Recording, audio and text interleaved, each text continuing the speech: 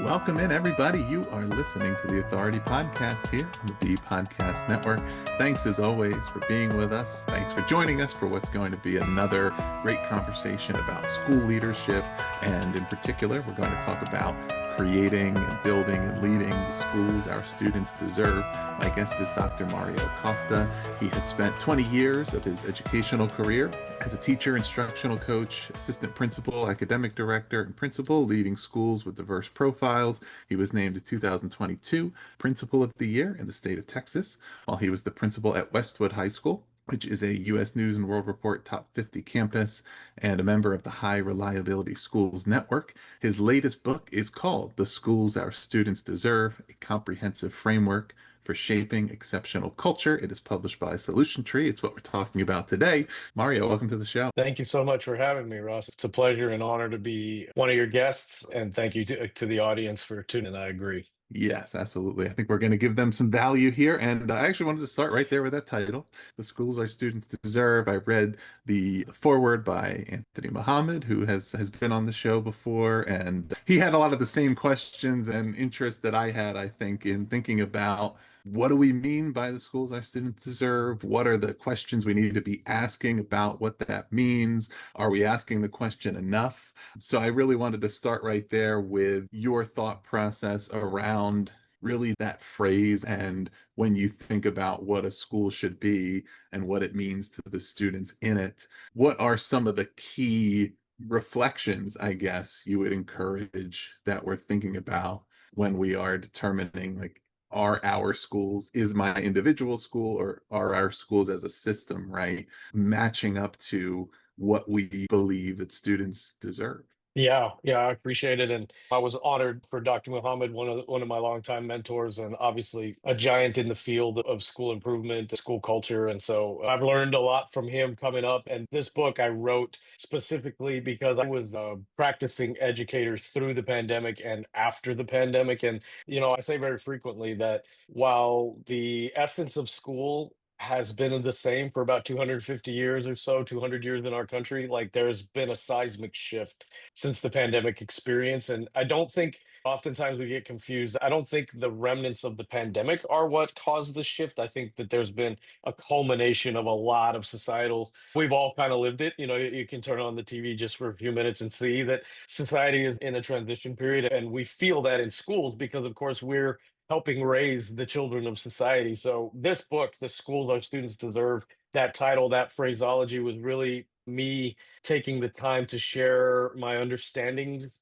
of school as it has entered into this new phase, this new era of educating kids really since 2021, that type of time frame. And so you ask, like, what are the specific things for listeners who are reflecting on what does that mean, a school that our students really deserve? Or and so in the book I really honed in on the research that we started to find, particularly in the years 2022, 2023, 2024.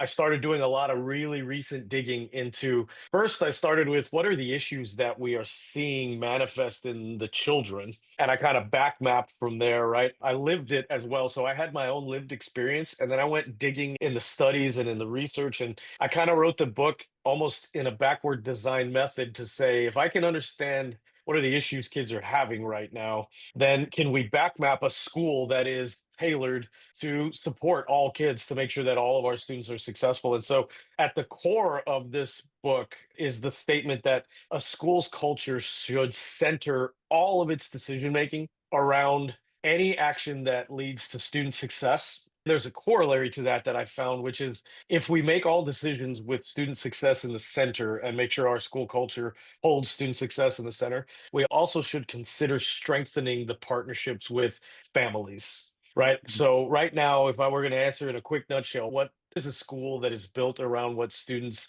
deserve? And it is that idea that their needs are in the center. We examine all of our practices in light of their current needs, and we do our best to plug their families in as part of the educational process, making sure that we're not just forcing education on children and families, that education is a mirror of what the community is expecting us to do in raising their children, right? So I think initially my answer there is does your staff, does your culture, do your systems and procedures revolve around what the students currently need to be successful, right? And one of the things that as I support schools nationally now, I'm fortunate enough to get into school buildings all over the country. There are remnants of systems and protocols and even some of our structures that have been long standing, that go back decades, sometimes even further than that. And so what I think we're seeing a little bit right now is a disjoint in places and in pockets and spots of schools where we want kids to do school the way we always did school.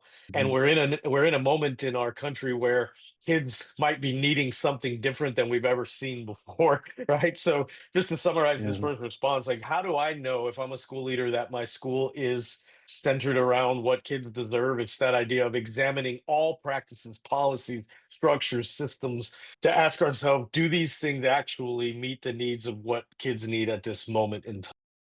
I think it's really powerful to center on that thinking and the communication around how decisions are made, how they track back to that central goal around students and what schools are for them. Because it may be, I mean, what I guess those who work in schools, school leaders, educators, districts, what they're ultimately able to accomplish in building schools right now, maybe more reliant than it's ever been on the buy-in and support of everybody outside of the school who is also part of the community and the extended community, right? Whether that's Yeah, parents, other community members, boards, legislators, just the general public and their sentiments toward education and the way in which they're communicating that by the way they vote or what they tell their yeah, legislators or how tax dollars are directed,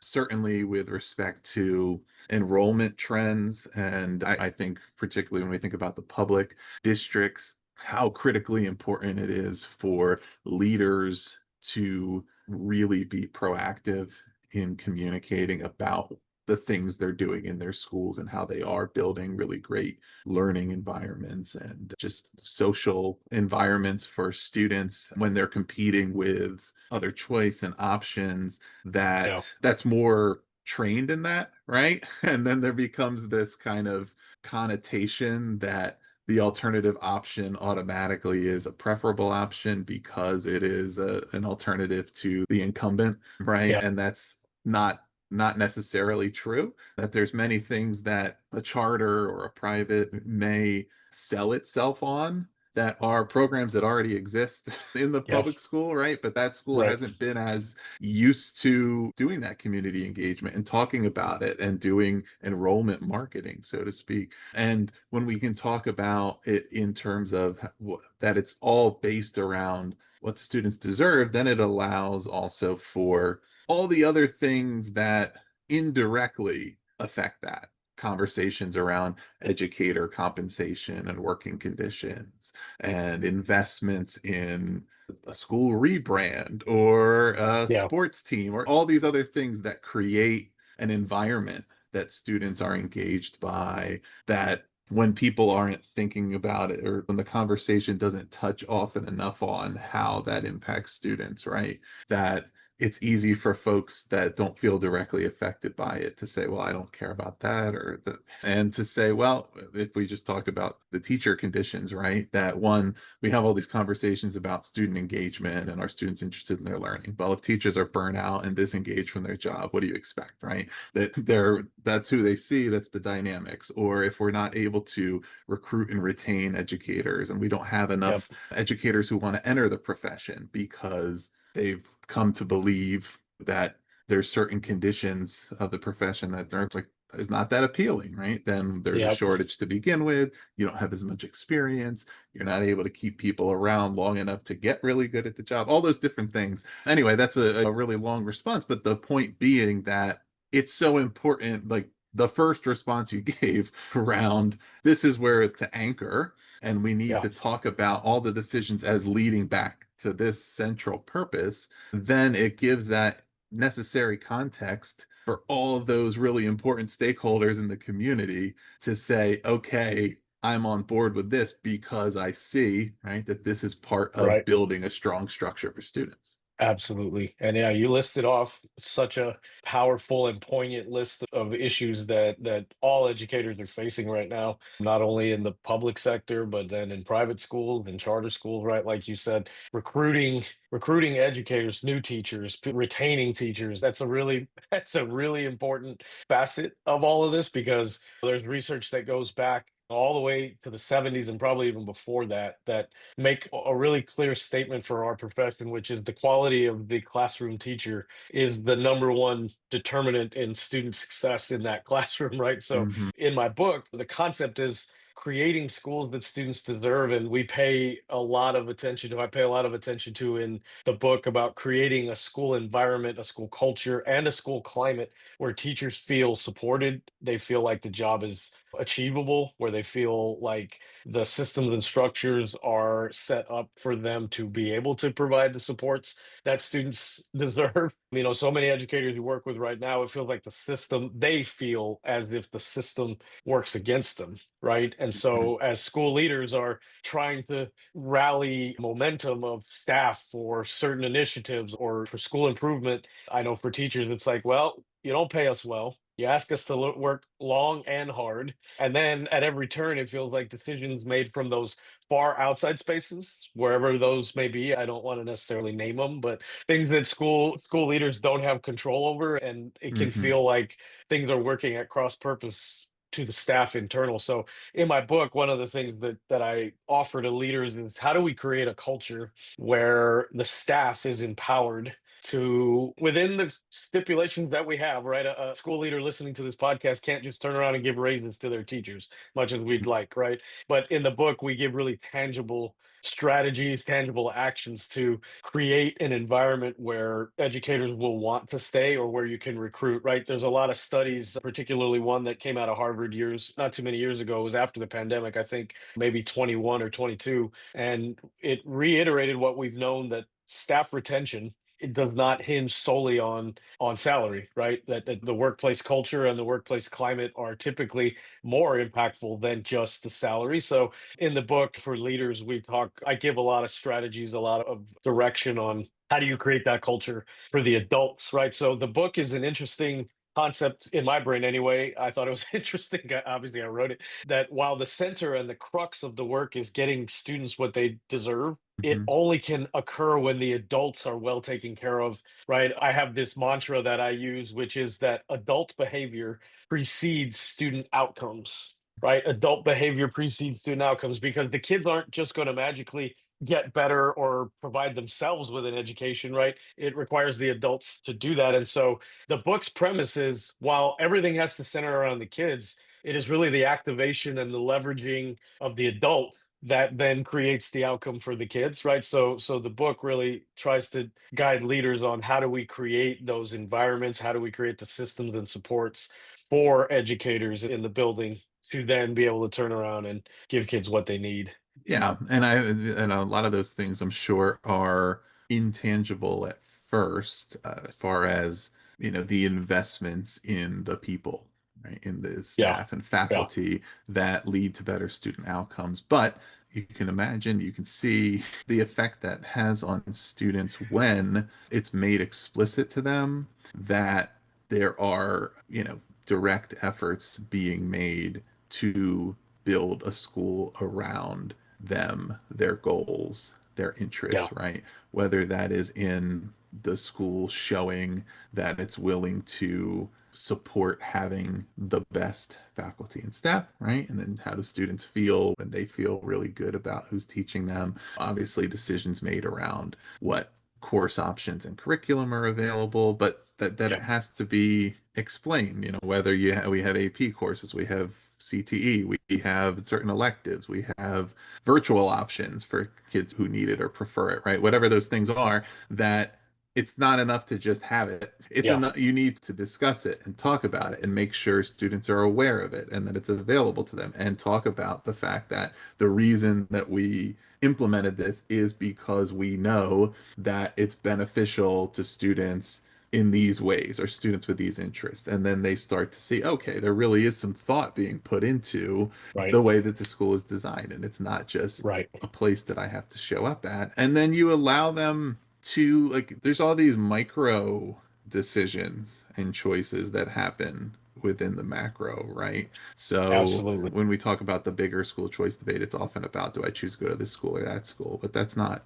all of it, right? One is, maybe I don't feel like I had that much of an option in the macro, but I can make Yeah. the choice to choose what my course of learning is, to choose how Yep. engaged I am in my learning, to choose my level of interest on a given day, even like, right, not even in the today, I'm going to go in there and I'm going to give my best effort because I have an Absolutely. educator who believes in me. All those little things. And Yep. it, but the school can make a difference in that by showing that they're investing in the kids, and then the kids will invest in return. Absolutely. And you hit that on the head, of course. And so I'm going to just give the listeners, if you're okay with, so Hmm. in the book, I found there to be these five really tangible outcomes that schools can create to, and you said it so well, like to offer that school environment that children can walk into and say, whether I'm in public school, private school, charter school, whether I have a lot of course options or a few course, right? Regardless of the options, Hmm. how do we create an environment that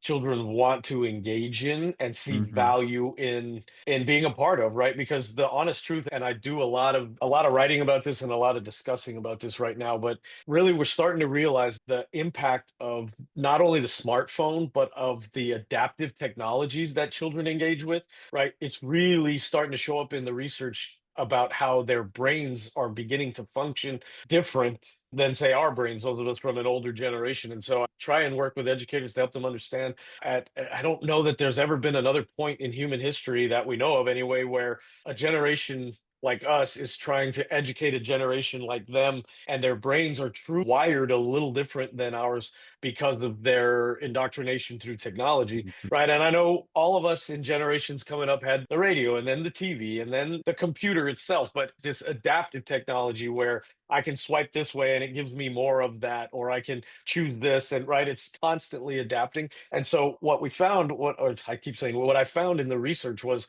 there were these real tangible action steps, no matter what school you're serving in. First and foremost was to make sure that we understand that creating a safe and supportive relationship focused school classroom environment is priority, right? So the research is starting to show that the behaviors that we all used to come a little more pre-wired with to like sit in school, those are not as wired in children anymore. And there's a lot of new studies in very early elementary, like kinder and first graders, where their behaviors are even more escalated than the children that went to school during the pandemic. So again, to drive home the point that it wasn't the pandemic that caused this shakeup in the school system. Hmm. It's really the technological shift that is, we believe, causing this shakeup. So teaching children how to function in a school environment. How do you build relationships with other humans? They don't come pre-wired with that anymore, right? How do you sit still and stay calm and quiet? So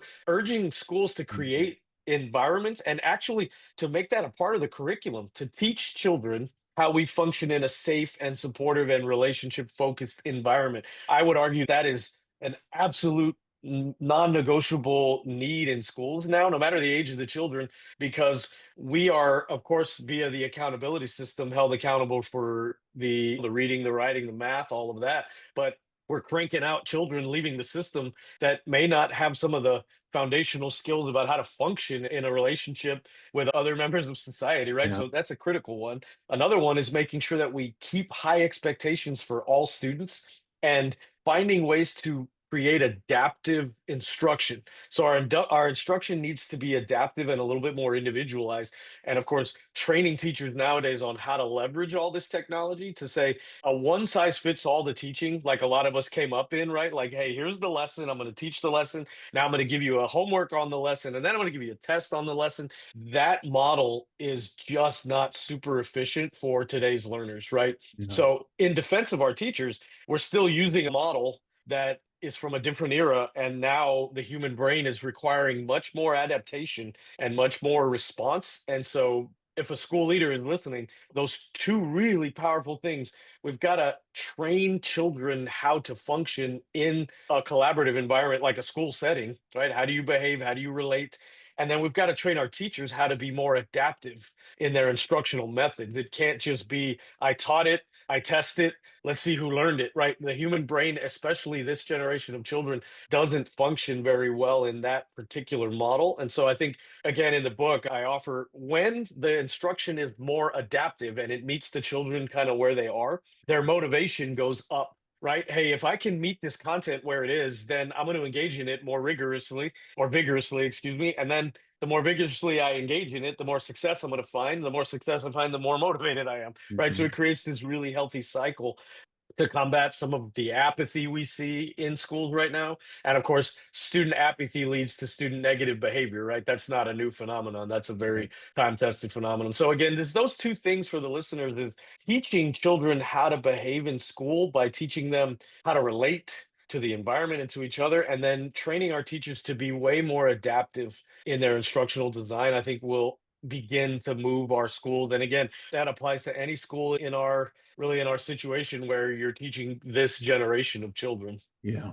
Yeah, a lot of good stuff there, and yeah, that apathy piece, I think there's a few things that would be the common causes of apathy. One is if I think the school or the educators in the school are apathetic toward me, then I'm going to be apathetic toward them, Yeah, right? We kind of covered that. absolutely. Another would be if I feel like it's not possible for me to be successful, then I'm going to disengage, right? So it's not Yes. necessarily that there needs to be instant gratification, but it is the work that I'm doing and is the support that I'm being given. Do I believe that I can learn it, that I can succeed? And connected to that, what are the outcomes that this is toward? And do I care about those outcomes? And if I care about them, then I can put in the work to achieve them, right? But, and that part, much easier said than done, but so important for the schools to create a better understanding of what the outcomes are and why we want to achieve them, right? Because I really do believe that any of us, kids or adults alike, are going to be, we're typically incentivized to take the route with the highest guarantee of achieving the outcome we want with the Sure. least effort possible, right? So if the only goal is, all right, your goal is just to get a good grade, and the way that I can most easily guarantee myself the grade is to cheat. Yeah, Okay, well, yep, like I can get the outcome I want. And if that's the only yep, thing, if it's not like, well, the grade is associated with certain skills and you need those skills to be able to do this thing, and that, or when it comes to whether or how I should use generative AI, right? yep, Again, same thing, right? If it's only toward what's the outcome, it's completing this assignment, it's getting a passing grade, it's moving on to the next assignment versus, well, ultimately, the reason that you need to know how to do this thing is so that you can do it in these fields. And if you're interested in going into those, you need to really learn how to do it first. And then you can find ways that tools support you to do certain parts efficiently, et cetera. But if you never really learn how to do it in the first place, then you're at a deficit, right? But yep. it takes extra work to create an understanding of that. At first, I'm sure it's nonlinear. Sometimes it seems like, okay, this isn't working, or this kid really isn't interested in this. But it's probably a case where you have to have some faith and trust in your students that if you do a good job of explaining it to them and teaching them, then they'll get it. Yeah, man, and there's a section of the book you're speaking right out of it where there's a lot of research on student agency and motivation, and they break into kind of four categories. And the first is competence. So, as you said, as a Mm, human, if I feel like I can do it, I'm motivated to try it, or at least if I feel like I can engage with it, right? Where the content isn't so far away from me that I'm like, I don't even have the basic yeah. skills to get started. So you hit that one on the head. And the second one in these four categories is some autonomy. So when we give kids the like, hey, I need you to learn this thing, and I'm gonna give you some freedom for you to show me how you've learned it. It doesn't have to be one assignment, one way, or one test or one quiz, but giving kids some autonomy in the way that they can demonstrate their competence in the skills we're trying to produce in them. What then we find is how do we create the third category, which is how do we give them some interest in what they're doing? And you said that part can be challenging because sometimes in K-12 schooling, there's some things we have to teach children via the state or national standards that just sometimes the kids aren't interested in. So then Hmm. there is where the skill of the educator says, I've gotta present this to them in a way that is somewhat interesting. And I think that's where you touched on now with with AI and other electronic tools where we can be a little bit more engaging and interesting in the way that we produce opportunities for kids. And then the fourth way is just relatedness. And you said this, I loved it when you said it, I got excited because something that motivates a human is, why do I want to do this thing? What's the connection to where it's going?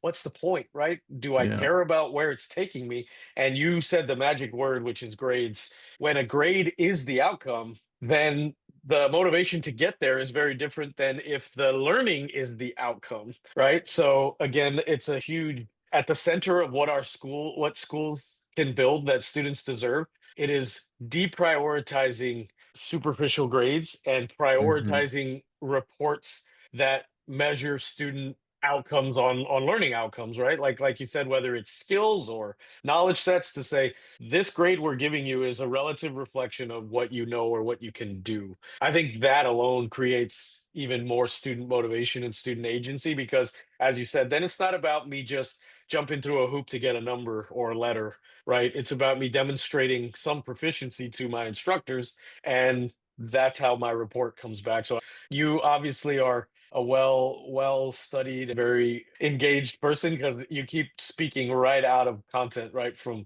studies and pieces of the book that I found to be very poignant and needed in schools. So the book is very much about culture, right? And I think we've Yeah, we've touched on a lot of different things that, if I were to, you could correct this if it's wrong, but I would propose that one of the theses in the book is that the culture is the foundation for all of those things to then yep. happen. Can you talk about why you focused so much on culture really in the book and your stance on what culture means in the school and why it really is the emphasis here? Perfect. So yeah, all right. So why did I focus on culture as the emphasis of this book that is sort of calling to educators to say, let's create these schools that students deserve? And that is because of this through line that I will try and describe to the listeners. And the through line is this. I've already kind of said this phrase once before, but adult behavior precedes student outcomes, which means whatever we want for our kids, we have to create that in the adult behavior, right? The adult behavior is the cause and the student outcome is the effect. Okay. So if we know that to be true, then we follow through that. How does the school then systematically foster the adult behavior that will create the student outcomes we seek? Well, the school's culture is the number one determinant in Mhm. how adults behave inside of that school environment. And so the definition of school culture that I sort of synthesized, because I went deep into the research when I was writing this book, and I work with Dr. Bob Marzano, who I think you've also interacted with. And when you write a book under Dr. Marzano's sort of umbrella, it has to be very well researched. So I went very far back. I went decades into the organizational culture research, and there are just many, many, many definitions. So I synthesized the following definition, and it goes something like this: it is that culture, school culture particularly, forms over time as educators interact. Okay, now this culture forms and it creates two really important constructs. Construct number one is when educators interact over time, it creates commonality of belief. Okay, so as we spend time together educating, those of us in this space, we start to believe some common things. Now, the second critical construct is our common beliefs then dictate our acceptable behaviors inside of this culture, right? Mhm. So, formed over time via our interactions, we form this like safety circle. I like to think of it as this like safety circle. And in this safety circle, you are allowed to stay here with us. You're allowed to work here with us. You're allowed to be a member of our team, so to speak, if you believe generally what we believe and if you'll behave within the Yeah. acceptable norms of our behaviors, right? So now let's just put this through line together. If the culture dictates then what we believe and how we behave as adults, our behaviors then impact student outcomes, right? So when we go back through that through line, if the adult behavior is the preceding cause of student outcomes, then the school's culture has to be paid attention to. In other words, what we say to leaders is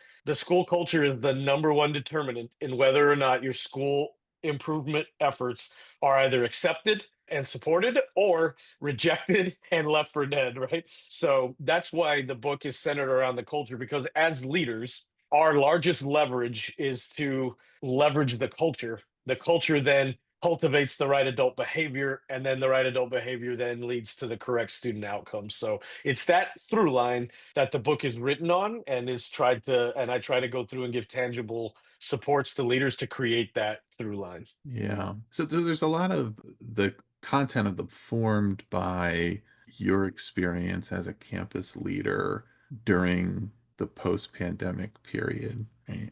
I'm interested to know, how is this book different than what it would have been 3 years ago Yeah.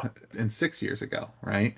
So like pre-pandemic, during, right after, and then now with the benefit of reflection, what has changed in schools? What has changed in your perspective and experience that has informed, okay, this is what we need to be talking about from now moving forward? Yeah, that's a really fantastic question. So I just was fortunate enough to become a principal in the year 2014. I think it was 2014. So I had been an assistant principal, and then in 2014 I became a principal. So I had plenty of experience in pre-pandemic schooling environments, and then during and then after. And so what would have been different is fascinating, because prior to the pandemic, there has been and there continues to be, it's something that disappoints me a little bit to this day, but there continues to be a sole and almost obsessive focus from our society on student outcomes as measured by standardized measures, typically a standardized test or some other sort of standardized measure. And so pre-pandemic, I think we were all willing and sort of expecting kids and schools to live that standardized, industrialized production model. And so any educational leadership book written before the pandemic would say, like, yes, schools must address the individual needs of kids and all of that, but I think there was still this idea and this pressure and this focus on the standardized process of moving kids through a school system. Now, post 2020, I think we've already discussed a little bit that students are different now. And I know I always tell people when I go to schools to visit, I sound very much like an old man. Like you can go back to Socrates and see him saying, like, kids today are different. So I think every generation says that about the generation that follows.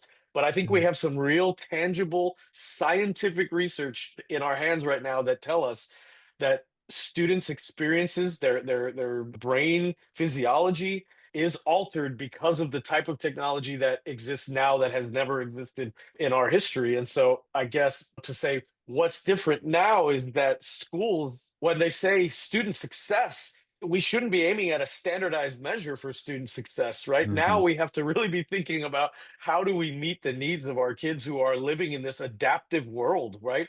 Where they can at any moment pick up their smartphone and seek their interests totally individualized to what their brains are interested in and what their social and emotional needs are. And so I think we're at a point in time that I would argue that schools have never been challenged to do what have to do now, which is to find a way to individualize success outcomes for kids, but to do it Hmm. in a systematic way, right? It's never going to be realistic to tell teachers, and I don't care what kind of school system you work in, public, private, charter, to say, hey, individualize everything for all however many kids you have. So the challenge for schools is we have to do this in a systematic fashion so that Yeah. it's scalable. I think the outcome, and again in the book, the reason that it's toned the way that it is in the year 2025 is the schools our students deserve is no longer a standardized set of outcomes, right? We have to Hmm. figure out how to system outcomes for kids that are a little bit more individualized and a little bit more meeting their needs, not only academically, but socially and emotionally and even physically in a lot of ways, right? I think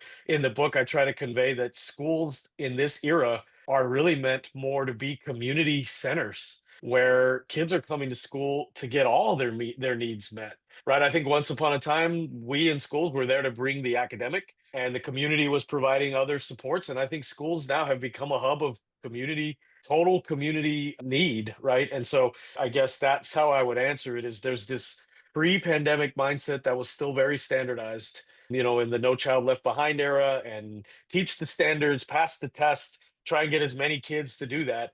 And in a post-pandemic era, while I know we still are held accountable to those things, I think school leaders want to focus their schools around a little bit more of this idea that we're going to have to meet the kids in an adaptive, individualized way. I'm wondering, is there anything you learned in your school after having achieved some recognition as a top 50 campus and high reliability schools network about, I'm sure that there was numerous practices that got the school to that point, right? But then Yeah, there probably were also things that you felt like you were able to pursue more confidently once you had that level of recognition. The for sure. reason I'm asking, because so much of what we're talking about, again, like so much more easier said than done, because it's based on how the system is designed. Emphasis on grades, assessment scores, etc., as the end all versus learning. And so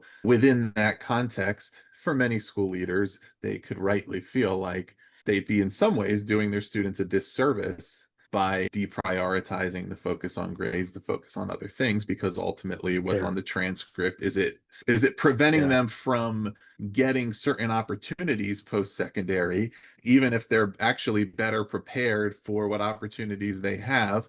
And I've been thinking a lot lately about the role that basically like just the complete lack of cohesion in our education system across K-20 Yeah. and how universities are doing their own thing and K-12 Yep. is doing something that, and K-12 I think has really in some ways certainly I think put a lot of effort and had a lot of conversation around the workforce readiness, career readiness piece, Yep. and I think there's some communication between those elements. But like where could the pressure possibly come from to really facilitate change and to have leaders feel like they can do that? We're already hearing from universities, even from, I mean, I was just reading, I think yesterday about Harvard talking about how students aren't doing the work and they're right, they're not, and it's like, okay, well, if that's the case there, then it's everywhere. There's something that's happening where the preparation is not the right thing. You can probably guess that a lot of that is the narrow focus on a couple of metrics at the exclusion of other Yep. things. But that I'm sure, right? Like once your school has a great reputation, if you're like an elite private school or a really well respected school, then you get the benefit of the doubt. And then if you're a student Yep. coming through that school and you have a B average, university is going to say, oh, that's probably a good student because they went to this school, right? But if Yeah. you're in Yeah. another school and you're just as smart and you're just as capable and you don't have the grades, or you do have the grades but you don't have the SAT score or whatever, you're not going to get the benefit of the doubt. So anyway, very long way of asking. I'm just wondering like what you learned after having attained that, right? And after being in a school where Uh, everybody said, okay, this is a really good school, they have a great reputation. Did that give you the license to then really more boldly and confidently say, okay, we're going to continue leaning into these practices that we believe are what really matters because now we have the reputation to back it up?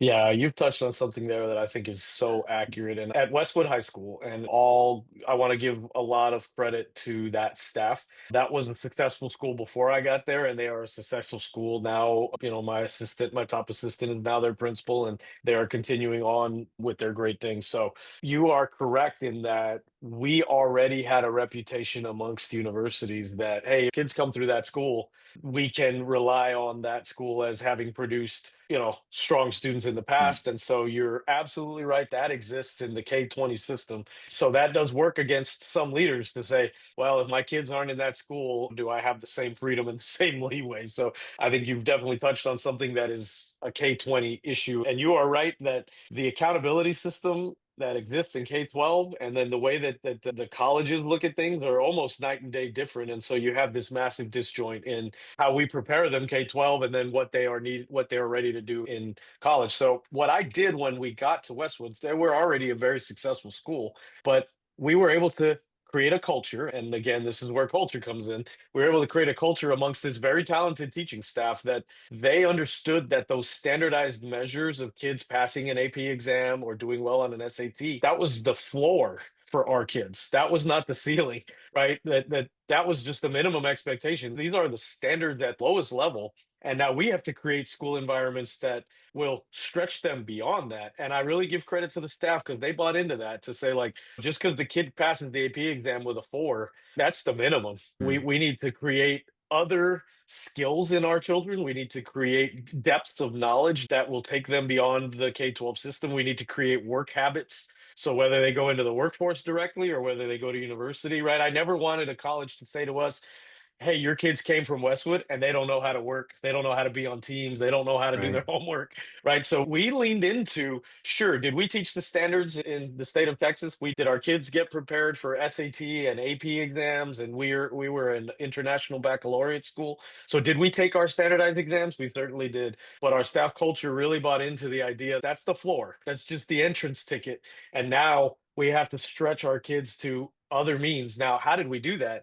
We really leaned into partnership, and we were lucky because we're in the Austin area. So I used to bring people in from Google and Microsoft and Dell, and I'd have those companies come talk to my staff and say, this is what I need your kids to be able to do. I'm not talking about the computer programming. That, yeah, they'll get Yeah. that. We're talking about here's how they need to function in a work Right. environment. We did the same with universities, the University of Texas, Texas A&M University. We were bringing in Ivy League people to talk to our staff to say, this is the goal you should be aiming at. So that's why I said earlier, right? Like creating a culture where the standardized components of school, we can't get rid of those, right? The politics of that are well beyond what school leaders have control over. But creating that environment, and I mentioned it earlier, right? Where I said a safe, supportive, relationship focused environment. But I maybe should add then an environment where kids are learning much more just the reading, writing, and arithmetic, right? Those standardized Hmm. pieces. So I give a lot of credit because while the school had great marks when I got there,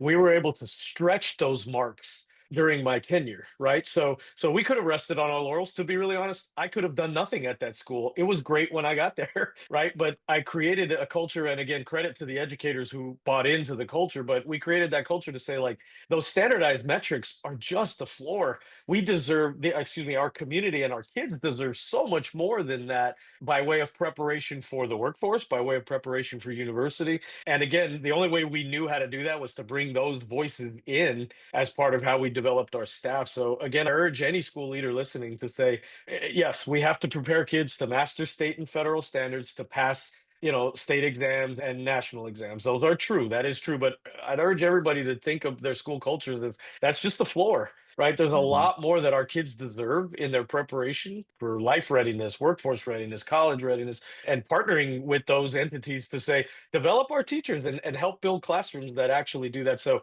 again, I hope I've answered the question directly enough that, yeah, were we on the good list for colleges? Sure. Could we have sat there and rested on those laurels? We could have, but this was the school that said, no, we believe like you do that we can do more with our kids than just prepare them for these base level exams and grades and things like that. So that's the story of what happened at that school. And that's why in my brain, I knew the school culture is the key determinant. Because if that staff had not bought into that, if their belief set hadn't bought into that, we none of that Hmm. would have ever been possible for the kids that we served during my time that I was there with them. Yeah, yeah, I think a lot of that goes back to the incentives again, and the industry companies that have recognized, okay, we're having the young people who are entering the workforce are we're struggling with them because they don't have certain skills that we know are important, and it's kind of preventing them from their success. And they might be very smart, Yeah, intellectually capable, but they don't have those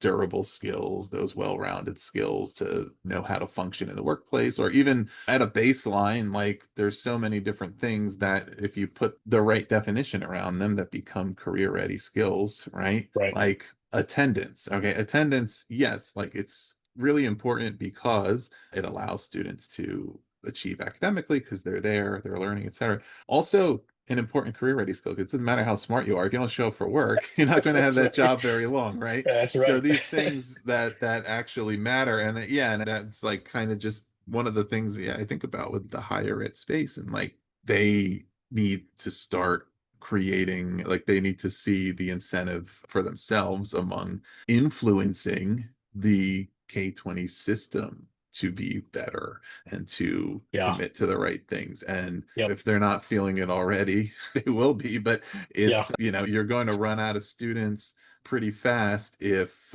either you think that you can just really narrow the pool of students that you're willing to enroll, Yep. or if you make yourself irrelevant because the industries are saying, look, the students that are coming through these universities are not equipped, or they're going into jobs where they're certainly not generating a positive return on their tuition.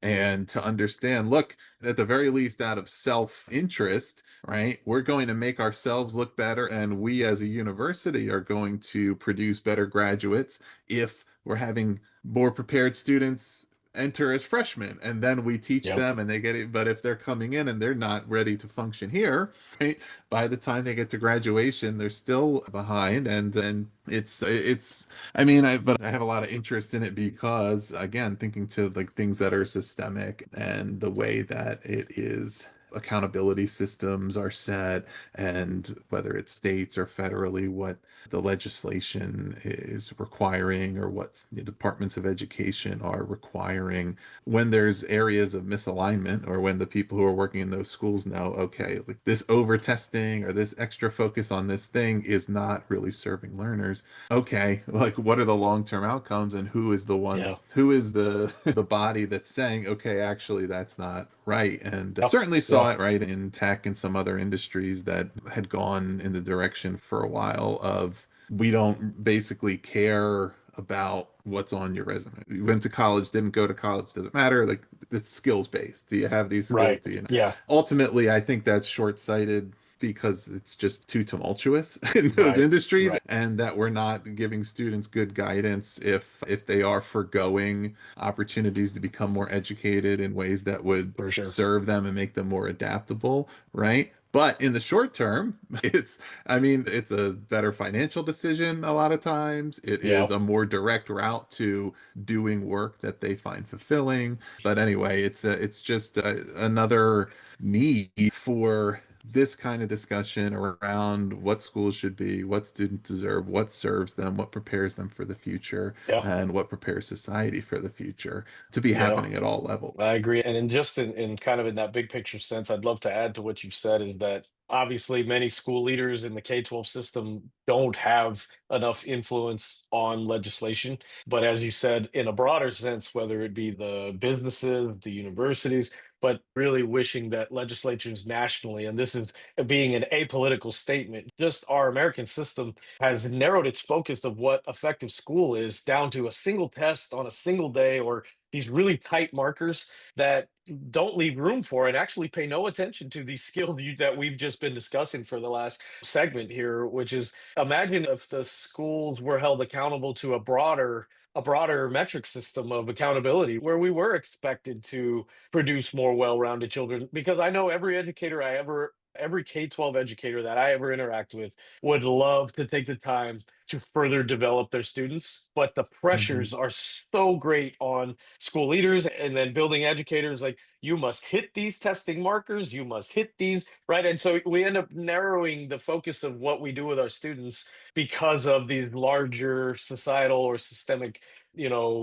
misalignments as we've described them. So wishing that somebody from a large level would say, look, we should take a hard look at how we hold schools accountable and the measures we use, and maybe robust, making those a little more robust and well-rounded for the betterment of our American society. Like you're saying, right? Well, colleges Yeah. would get better kids, the workforce would be receiving more well-rounded and more prepared students. So just in full defense of the K-12 system, and again, I don't care if you're talking public, private, charter, our accountability system is so narrow, right? It's like the old adage that inspect what you expect, or you get what you measure, right? So if all we're measuring is this one test on one day, well, that's about what schools are then aiming at, right? So what we decided in all of my schools, I led four different schools, and we decided our standardized test results were going to be the outcome of a better process. We just decided to take it upon ourselves in all four of my schools and say, we're going to create more well-rounded kids.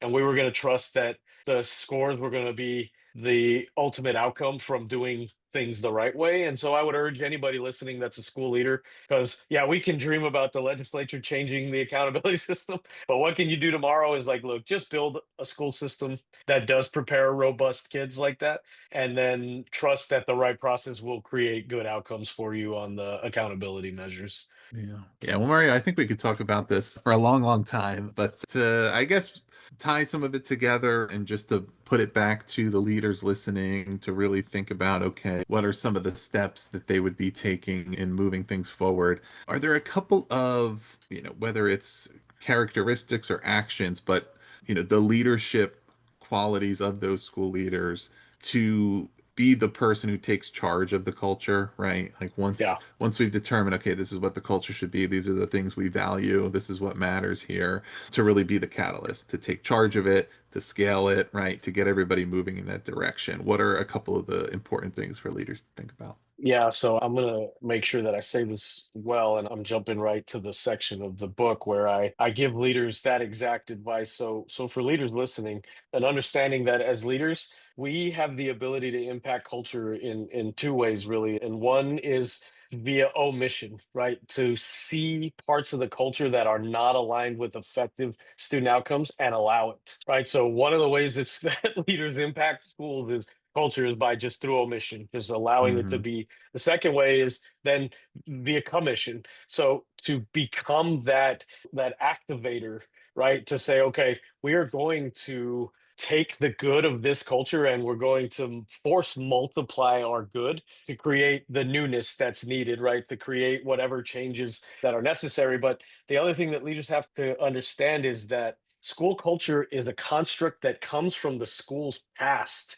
And because of that construct, the culture is there to try and keep the present steady, right? In other Hmm. words, cultures are not naturally prone to accept change, right? The whole purpose of culture is to say, here's who we are, here's how we do things. And if we keep doing what we do, we stay who we are, right? So just naturally, cultures are not prone to accept change. So as a leader, I can ignore it and say, well, I see some of your bad habits, but I'm going to let you be that. Or I can leverage it to say, okay, I've got to help you, culture, to instigate positive change, but I have to do it in a way that the culture will accept. I have to do it in a way that relates to who that culture is. So, as a leader, it's that idea of if you're going to leverage your culture, it has to begin with understanding what is it? What is the culture? Who are they? Hmm. What do they believe? How will they behave? And then you can't tell a culture, oh, you behave this way. I'm going to ask you to do something so foreign that you don't see yourself in it because the culture will not do it.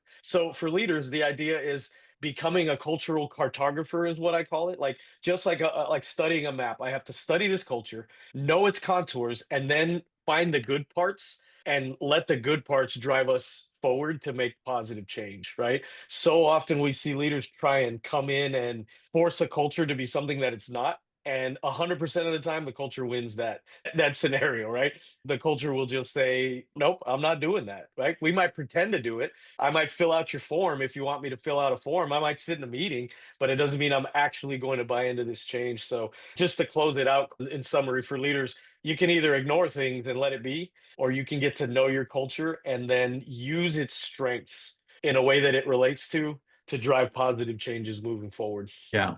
Yeah, I love that. Yeah, I'm a big believer in strengthen your strengths, right? There you go. There's so Yep. much emphasis on strengthen your weaknesses, but know what you're really good at and do it even better and understand what makes you uniquely successful, whether as an individual or as an organization, and be that thing Yeah. and just keep, If I could producing throw that. in, Ross, really Yeah. quick, just tangibly for listeners, I told you about my story of my school. This was a Hmm. veteran staff that had success for years before me. Yeah. So if I had come in and said new, new, new, new, new, they would have said, "Who are you, guy? We've been great since before you were ever," right? But what I did was appeal to the culture in that they were a college readiness culture. That Hmm. staff believes their job was to get kids ready for college and beyond. So I leaned into that and I brought people who said, this is what it means to get ready for college and beyond. And they said, Hmm. oh, then we'll do it. Right. So it's just a tangible example. You said, Yeah. like, strengthen your strengths. That staff already was trying to get kids ready for college and beyond. So the changes we made had to look like that. It had to look like something they believed in. Yeah. Right. I couldn't have taken that exact strategy and used it at some of my other schools because the culture was different. So as you said, for leaders to be take something tangible, I love that is strengthen your strengths, do what your culture is good at and use that to grow forward for the outcomes you're looking for your kids. Excellent. Well, listeners, the book is The Schools Our Students Deserve. It's available from Solution Tree or wherever you get your books. We'll put the link to that below. Mario, is there anything else listeners should check out on your website or anything else that you're working on? Yeah, no, through marzanoresources.com, I have co-authored other books there as well. So if you go to my author page on marzanoresources.com, you'll see some of my other work in school improvement. So if listeners are interested in any of my other work, you can find it there at marzanoresources.com. Check that out, listeners. You can find it all below. We'll put the link there, more information where you can connect Mario, or you can find his books. And also, if you haven't already, please do subscribe to The Authority. We love those 5-star ratings and reviews on Apple, Spotify, wherever you listen. It really does help new listeners find the show. It's been going quite well with that lately. So if you're enjoying these conversations, please do give us those ratings. It means a lot. Thanks, as always, listeners, for being with us. It means a lot, especially if you're still listening at this point. We really appreciate that. And thank you to Dr. Mario Acosta for being here today. Thank you for having me. It was an honor.